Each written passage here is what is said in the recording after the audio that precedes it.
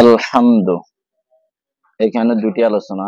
একটি হলো আলিফ নিয়ে আলোচনা, আলিফ লাম নিয়ে আলোচনা। দ্বিতীয় নম্বর হচ্ছে হামদ নিয়ে আলোচনা। তো সর্বপ্রথম আমরা এখানে আলিফ লাম নিয়ে আলোচনা করব। আলিফ লাম প্রথমত দুই প্রকার, ইসমি এবং হরফি। ইসমি উহাকে বলা হয় যেটি ইসমে ফাইল ইসমে মফউলের শুরুতে আসে, ওই আলিফ লামকে বলা হয় ইসমি। যেমন বাবা আজ-জরিবু ওয়াল মাজরুবু।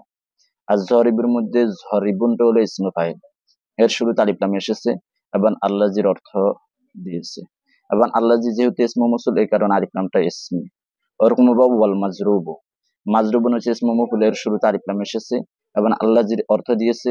আল্লাজি যেহেতু ইসমে মৌসুল, এই কারণে আলিফ লামটা হচ্ছে ইসমি। তাহলে আলিফ লাম দুই প্রকার, ইসমি এবং হরফি। ইসমি উহাকে বলা হয় যেটি ইসমে ফাইল ইসমে মফউলের শুরুতে আসে। হরফি দুই প্রকার, জায়দা গয়রে জায়দা।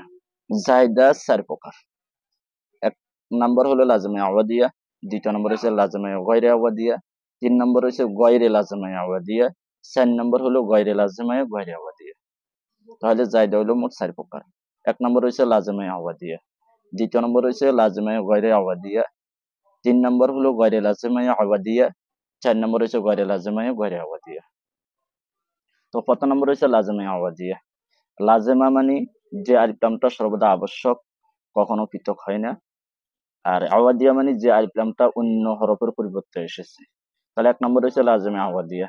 লাজেমে আওয়াদিয়া ওই আলিফলামকে বলা হয় যেটি কোনো হরফের পরিবর্তে এসেছে এবং নিজের মাতকুল থেকে কখনো পৃথক হয় না। যেমন বাবা লফজা আল্লাহ।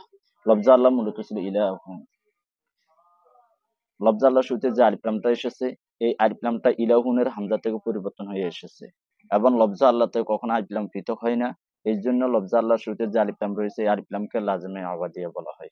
দ্বিতীয় নম্বর হচ্ছে লাজেমে গয়রে আওয়াদিয়া। লাজেমে গয়রে আওয়াদিয়া মানে লাজেমা মানে যে আলিফলামটা সর্বদা আবশ্যক, কখনো পৃথক হয় না।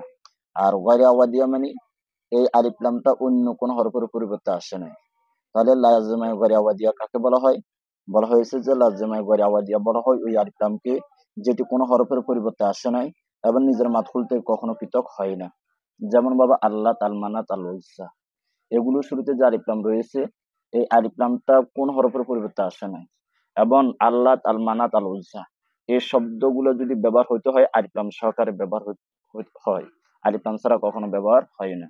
এই কারণে আল্লাহ, আল মানাত, আল উজ্জা, এগুলোর শুরুতে যে আলিফলাম রয়েছে, এই আলিফলামকে লাজমে গয়রে আওয়াদিয়া বলা হয়। তিন নম্বর হচ্ছে গয়রে লাজমে আওয়াদিয়া। গয়রে লাজমা মানে যে আলিফলামটা মাতহুল থেকে পৃথক হয়, আবশ্যক নয় সর্বদাই থাকাটা। আর আওয়াদিয়া মানে অন্য কোনো হরফের পরিবর্তে এসেছে। তাহলে গয়রে লাজমে আওয়াদিয়া কাকে বলা হয়?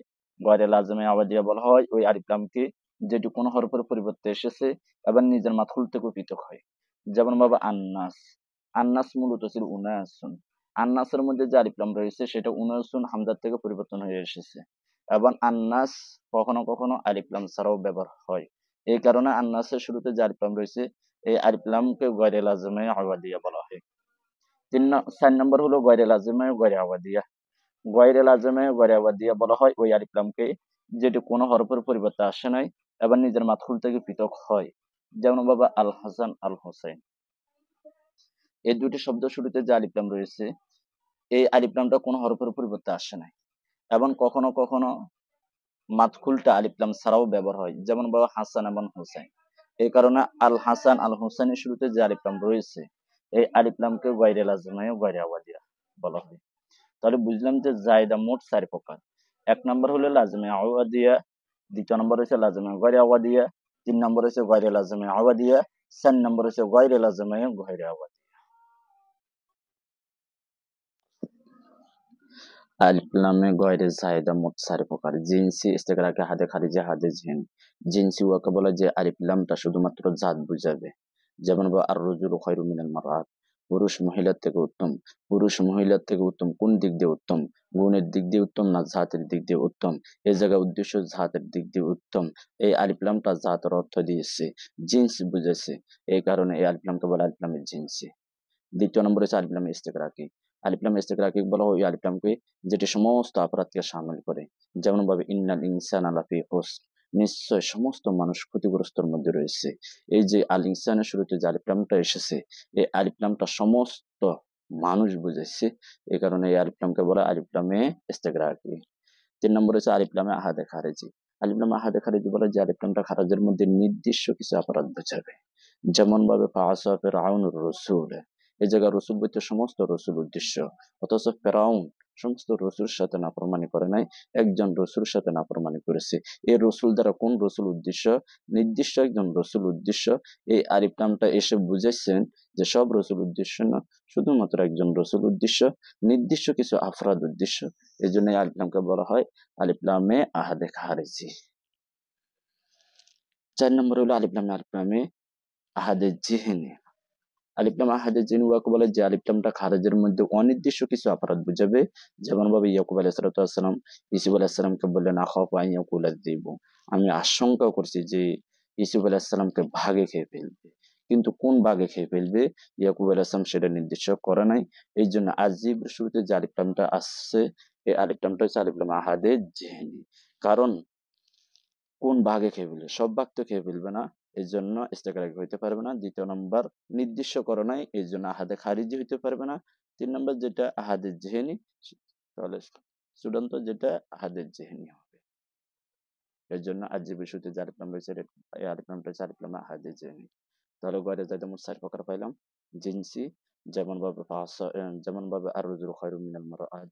দ্বিতীয় নম্বর হচ্ছে ইস্তেগরাকি, যেমন ভাবে ইন্নাল ইনসানা লাফি খুস।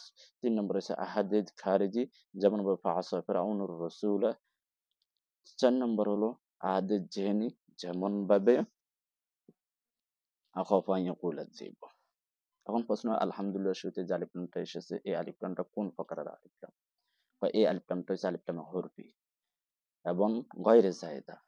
এই গয়রে জাহিদার মধ্যে 4 প্রকারের মধ্যে কোন প্রকার? বলা হয়েছে যে আলহামদুলিল্লাহ শুরুতে যে আলিফ লামটা এসেছে, এই আলিফ লামটা জিনসি এবং ইস্তেগরাকি উভয়টা। জিনসিও ধরা যাবে, ইস্তেগরাকি ধরা যাবে। জিনসি যে সমস্ত প্রশংসা হইলে ইস্তেগরাকি, সমস্ত প্রশংসা যদি আমরা অর্থ করি তখন হবে ইস্তেগরাকি। আর যদি আমরা প্রশংসাই আল্লাহর জন্য, প্রশংসা জিনিসটাই জাতটাই আল্লাহর জন্য, তখন হবে জিনসি। তাহলে বুঝা গেল আলহামদুলিল্লাহ শুরুতে যে আলিফ লাম আছে, এটা জিনসিও ধরা যায়, ইস্তেগরাকিও ধরা যায়।